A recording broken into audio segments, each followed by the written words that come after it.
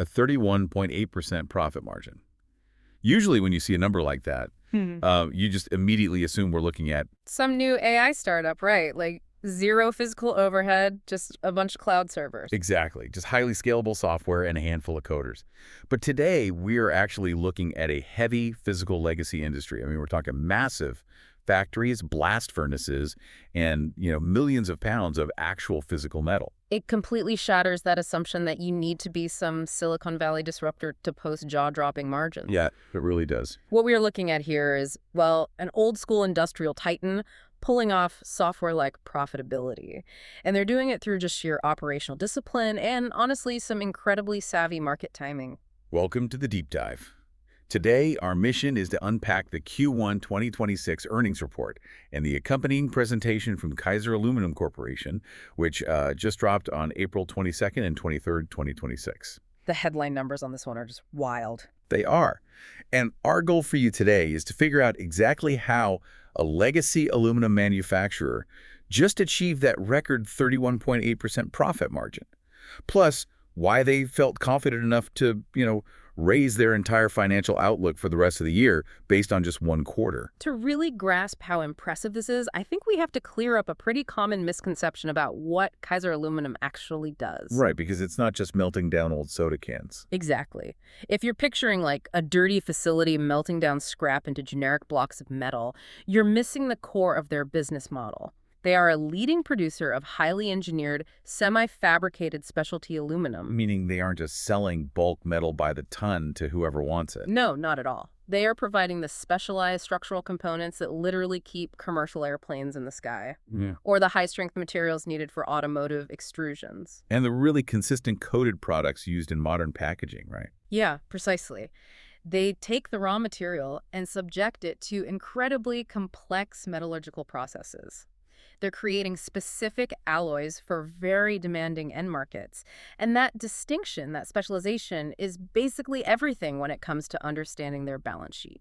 Okay, let's unpack this, because looking at their top-line transformation in this Q1 report is really where the story begins. It is. To understand their success, we first have to understand how they actually make their money, which means looking at a very specific metric that is kind of unique to this industry. Right, because if you just glance at the surface level numbers, you actually get a really distorted view of their performance. Like the net sales number. Exactly. For example, their net sales hit a massive $1.1 billion in Q1 of 2026. That's a huge jump from $777 million in the exact same quarter last year. I mean, a leap from $777 million to $1.1 billion looks like an absolute home run on paper. It does. But if I'm reading their financial structure correctly, that net sales number is actually, well, it's kind of a mirage, right? It really is, yeah. Because net sales includes the fluctuating underlying cost of raw aluminum.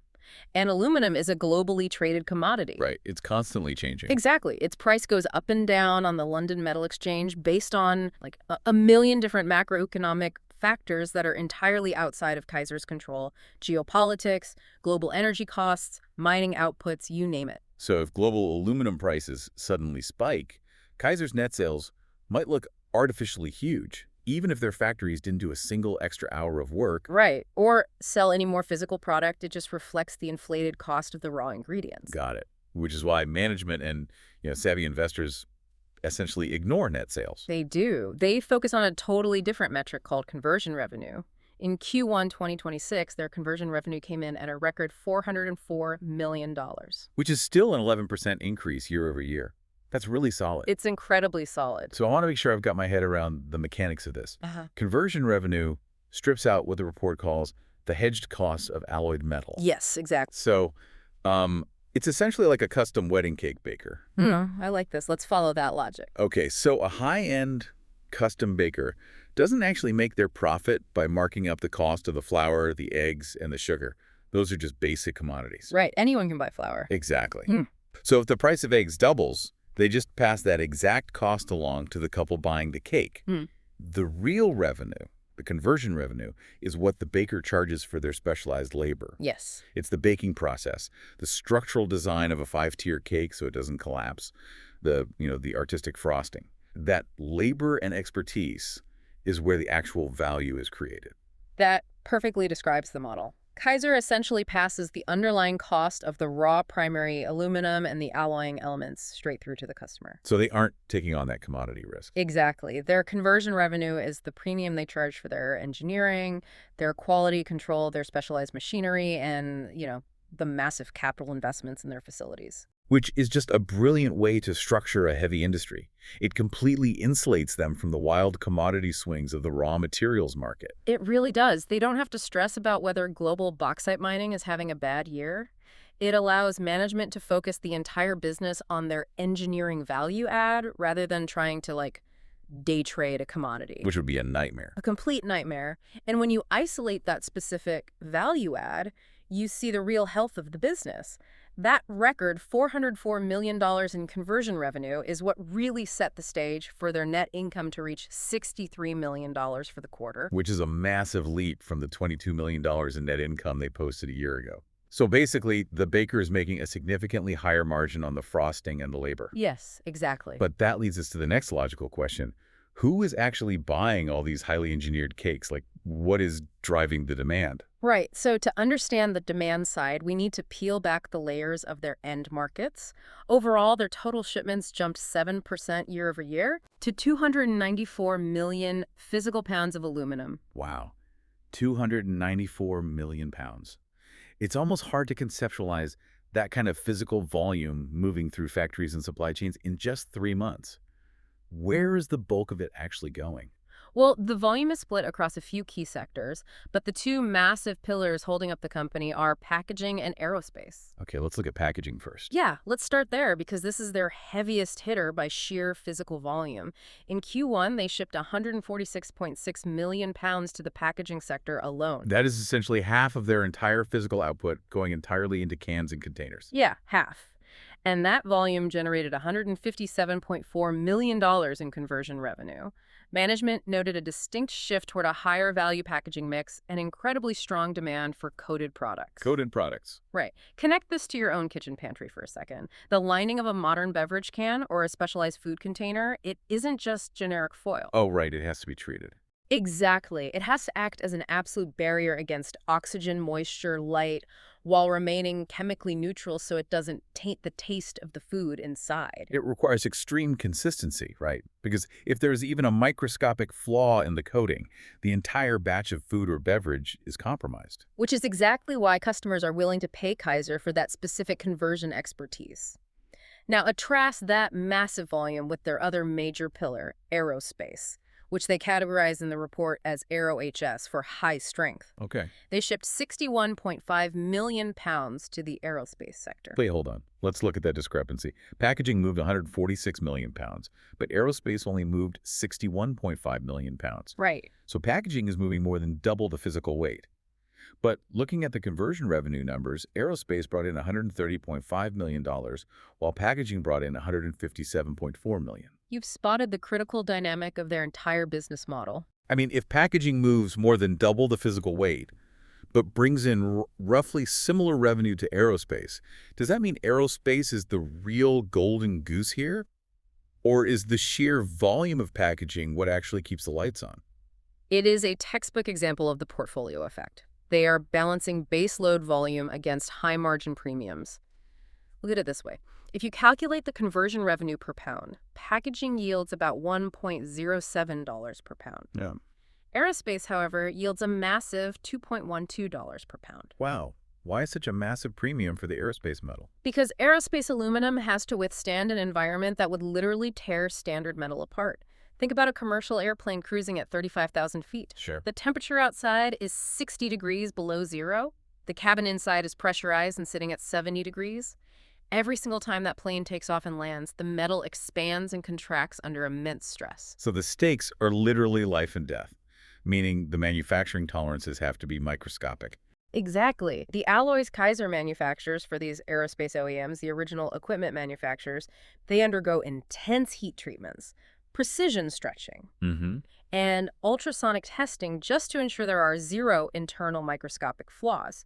Because the engineering is so extreme, Kaiser commands that $2.12 per pound premium. Right, you make a lot more money per pound making airplane wings than you do making specialized beverage cans. You really do. But I imagine you can't build a sustainable, resilient company purely on those high-margin aerospace products because that industry is notoriously cyclical, isn't it? Oh, absolutely. And we saw that play out recently. During the pandemic, aerospace demand completely cratered, airplanes were grounded, orders were canceled. Right, nobody was flying. So what kept Kaiser's massive factory floors running? It was the packaging division. Because no matter what is happening in the global economy, people still need to eat and drink. Ah, I see. So the packaging provides the massive, steady volume. It's the base load stability that covers the overhead, keeps the machines running efficiently, and provides predictable cash flow. Exactly. Meanwhile, aerospace provides the high-margin, highly engineered premiums that drive explosive profitability during an upcycle. And we are firmly in an aerospace upcycle right now.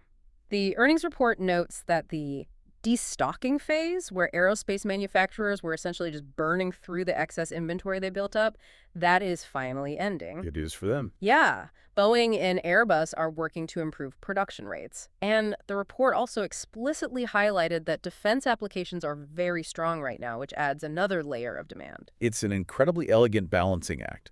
And just to round out the 294 million pounds, what about the remaining volume? The rest goes to general engineering, which saw steadily improving demand, and automotive extrusions, which shipped 22.2 million pounds. How is the auto sector doing for them? Automotive remains very steady, specifically driven by sustained demand for light trucks and SUVs.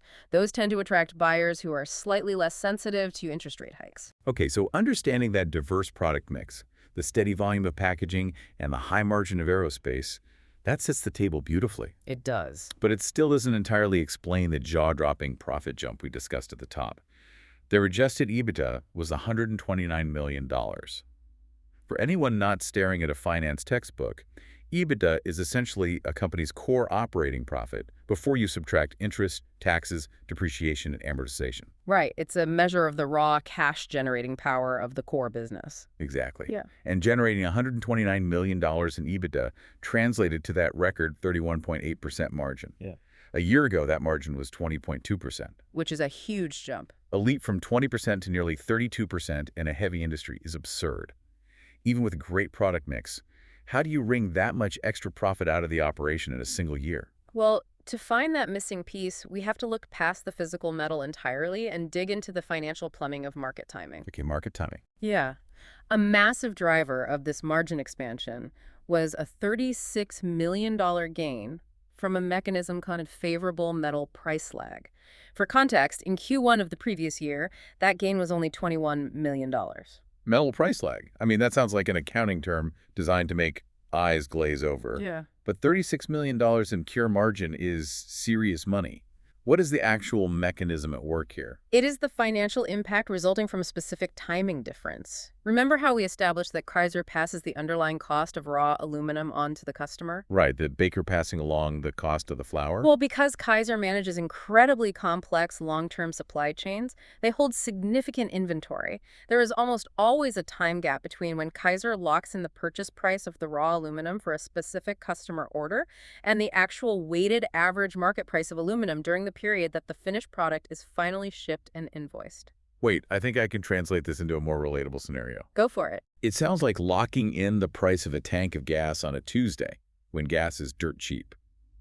But you don't actually drive your Uber until Thursday, when a massive event hits the city and surge pricing is off the charts. Yes. You get the benefit of that cheap Tuesday input cost, but you get paid out at Thursday's highly inflated market rate. That is exactly the mechanism. When primary aluminum prices are rising on the global market, as they were significantly during this first quarter, the inventory Kaiser already holds and the prices they locked in earlier become relatively cheaper. Cheaper compared to the current market rate they're realizing on the sale. Exactly. And that positive difference between the locked-in cost and the market realization, that flows directly to the bottom line as pure profit. They captured an extra $36 million in a single quarter just because they were positioned on the right side of the commodity pricing roller coaster. But, and management clearly points this out in the fine print, this is a double-edged sword. It works beautifully to expand margins when primary aluminum prices are rising. However, it will generally decrease their earnings in times of declining aluminum prices. Ah. It's a massive tailwind right now,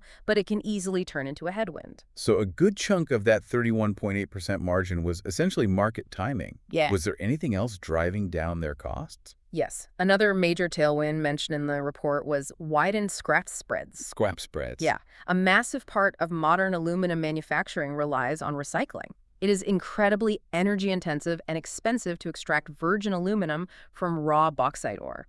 So companies like Kaiser use a significant amount of recycled scrap metal as their feedstock. So the scrap spread is the price difference between buying pristine virgin aluminum and buying recycled scrap aluminum. Correct.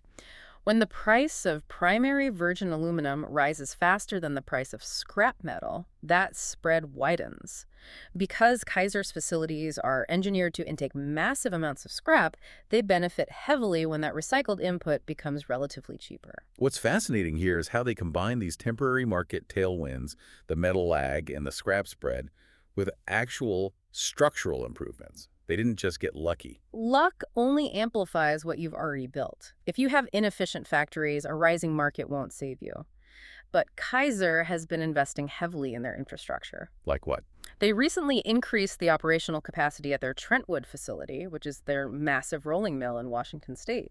They upgraded their casting processes and finishing lines. Oh, nice. They essentially built a much bigger, more efficient sail right before the market winds picked up. Precisely. Trentwood was capable of pushing higher volumes of highly engineered metal through the doors without ballooning their operating costs. And that operational leverage brings us to the final piece of the puzzle, right? The 2026 horizon.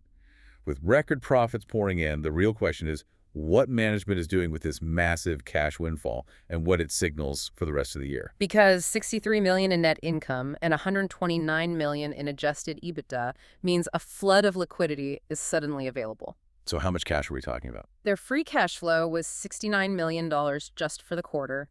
And looking ahead, management is projecting free cash flow of $140 to $150 million for the full year 2026. That is serious financial firepower. Where are they deploying it? They are balancing it across three distinct priorities. First, reinvesting in the business. They spent $19 million in capital investments during the quarter, with a projection of $120 to $130 million for the year. To keep upgrading facilities like Trentwood, I assume. Exactly.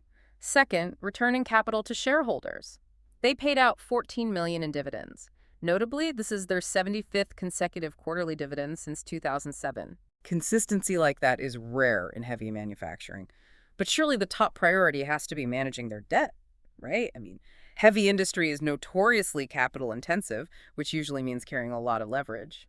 And this is perhaps the most critical structural improvement revealed in the entire earnings report.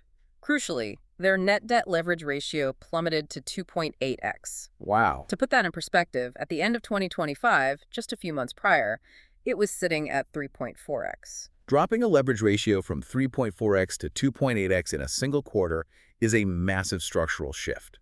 For you listening, the net debt leverage ratio is essentially a metric that tells you how many years it would take a company to completely pay back its debt if its current earnings remain constant. Right. So a lower number means significantly less risk, lower interest burdens eating into future profits, and much more financial flexibility if the economy takes a sudden downturn. Driving that ratio down gives them a fortress balance sheet, and achieving this financial strength clearly gave management a level of confidence we rarely see this early in the fiscal year. What did they do? They did something companies are usually very hesitant to do in Q1.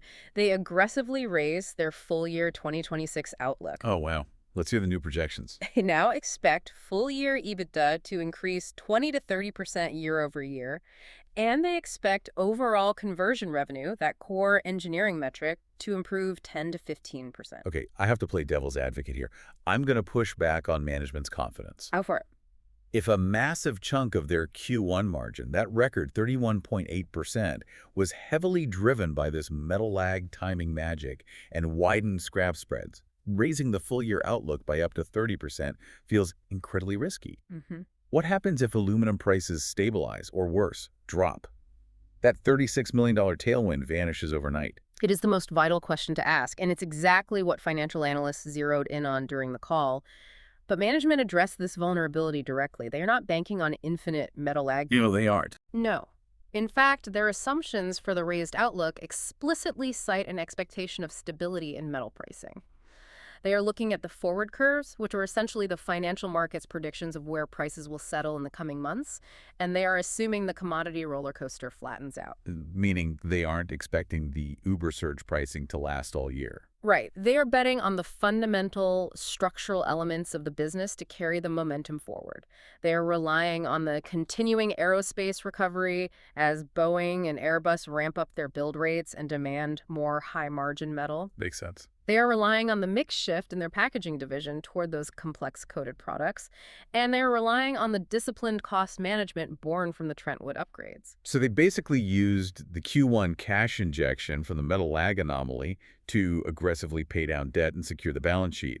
And now they are trusting their core conversion engine to do the heavy lifting for the rest of the year. Exactly. They didn't squander the windfall on short-term thrills. They used it to deleverage, which structurally lowers their interest costs going forward. Making every future dollar they earn even more valuable. It is a textbook example of long-term capital allocation. It's a phenomenal turnaround story. We started this deep dive talking about what most people would consider a boring, physical, heavy industry. But what we've actually uncovered is an incredibly elegant balancing act. Yeah, it really is. You have a company managing massive physical volumes on one side to cover the overhead, the packaging baseload, while capturing highly complex engineering premiums on the aerospace side. And on top of that, they are navigating the treacherous waters of global commodity pricing, utilizing timing gaps like metal lag and scrap spreads to capture millions in extra value, and then converting that temporary gain into permanent balance sheet strength. It proves that true business model innovation doesn't always require writing disruptive software. Sometimes it requires deeply understanding the physics of your supply chain, knowing exactly what specialized value you provide to your customer, and having the structural discipline to execute flawlessly when the market temporarily turns in your favor. What's fascinating here is how Kaiser leveraged a metal lag timing gap to capture an extra $36 million in a single quarter. It's brilliant. It really is. And it makes you wonder, in your own industry or even in managing your own household budget, where are the hidden timing gaps between when you lock in a cost and when you realize the value? That's a great point. Sometimes the biggest margins aren't found in what you sell, but exactly when the math settles. When the math settles. Something to definitely think about.